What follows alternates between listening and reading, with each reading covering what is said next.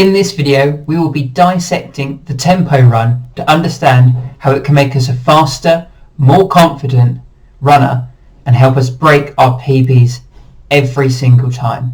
Hello everyone, welcome back to the channel. I'm Josh, a medical student in London, currently studying a sports and exercise medicine degree, while also trying to train pretty much full time for triathlon.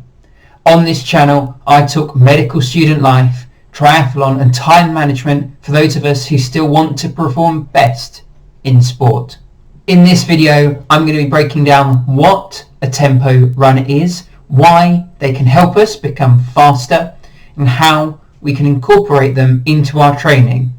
If you're anything like me, you also find running to be the hardest part of doing a triathlon. It often feels like by the end I'm always struggling, no matter how hard I've trained, no matter how many run sessions or brick sessions I've done. It just feels like I'm never improving and almost wasting my time with my runs throughout my training blocks. I get really frustrated when my PBs aren't improving in running or in triathlon, and I almost feel like I'm going to lose hope. That was until I started incorporating a tempo run into my training every week after a recommendation from a friend who's solely a runner. A tempo run is where we run just below our lactate threshold. This is an uncomfortably uncomfortable effort. It's painful without absolutely killing yourself. It's not a sprint. This is roughly our 10k to half marathon pace for our PB. Somewhere in between there. It will vary for everyone. If you're training with heart rate, it should be about 80 to 90% of your max heart rate for the whole effort. Tempo runs are absolutely amazing because they provide real efficiency when it comes to running. It's great quality efforts throughout the run while training at just below our lactate threshold. By doing this, we help to increase our lactate threshold, which is a great predictor of running performance, and by increasing it, we are significantly more likely to perform well under the tough and strenuous situations that come in a run at the end of our triathlons. It simply means that we can run at a faster pace while clearing lactate from the muscles in our legs. This is a key when it comes to running fast for long distances. Furthermore, when running at tempo pace, we tend to run more efficiently, as is true with all types of fast running.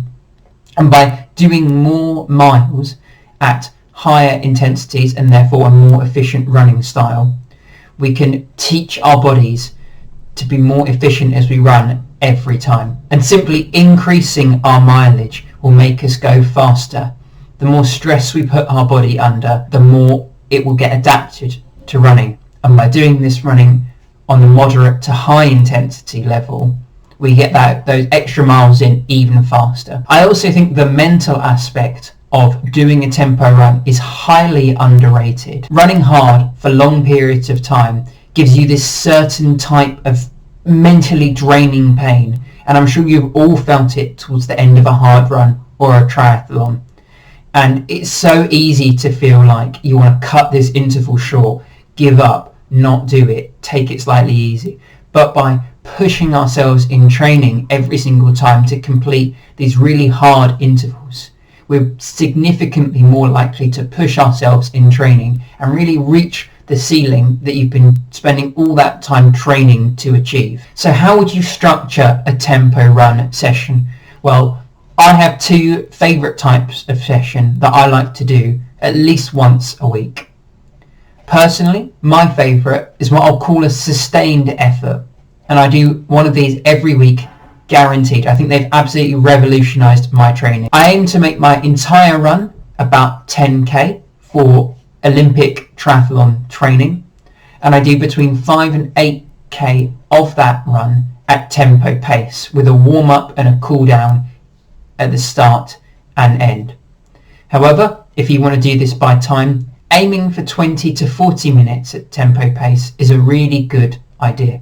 And like I said, this is an uncomfortably uncomfortable effort, quite hard, about 80 to 90% of your maximal heart rate, or aiming for between your half marathon and 10k pace. Often in a sustained effort session, you can start at your half marathon pace and aim to build towards your 10k pace, as this just builds up the lactate more and pushes you even harder without quite tipping you over the edge into a true speed session. Personally, I wouldn't do more than 40 minutes at your tempo pace, regardless of how fast your tempo pace is, as this becomes too similar to a race effort, and the toll it will take on your body will really impact the rest of your week's training, which is not worth doing. It's really important to ensure we have consistent training throughout the week.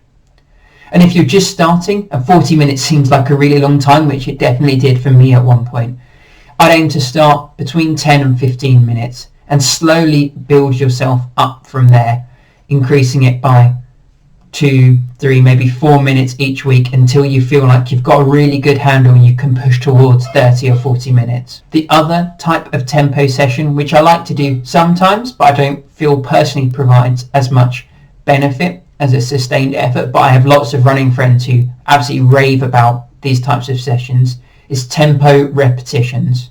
It's using the standard interval formula to do tempo pace, aiming for around 60 seconds recovery between intervals. When I like to do these, I normally do between 3 and 5 repeats of 1 to 2 kilometers, aiming for roughly the same amount total tempo pace as I would have done in my sustained effort, so personally between 5 and 8 kilometers. However, when it comes to the tempo repetitions, you can afford to do these at a slightly higher intensity than you would your sustained efforts, as you're allowing yourself a small break to recover, clear the lactate from your legs and get ready to run the next set of intervals. Although it might be really tempting to run the first tempo repetition really hard, I would always be conservative, as the hard one will come right at the end. And like I've said, I would aim to do one of these sessions once a week, probably not more than that, as they can easily take too much out of you and impact the rest of your training,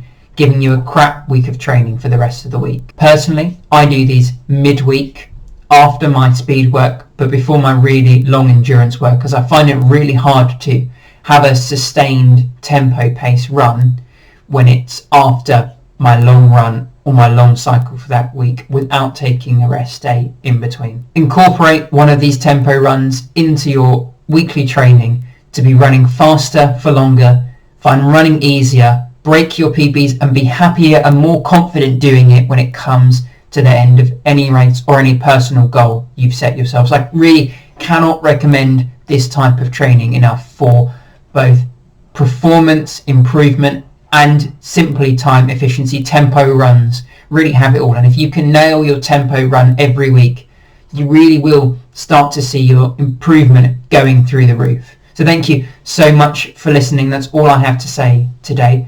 If you've enjoyed this video, please consider subscribing, and on the screen you'll see a link to a playlist of all my other running videos.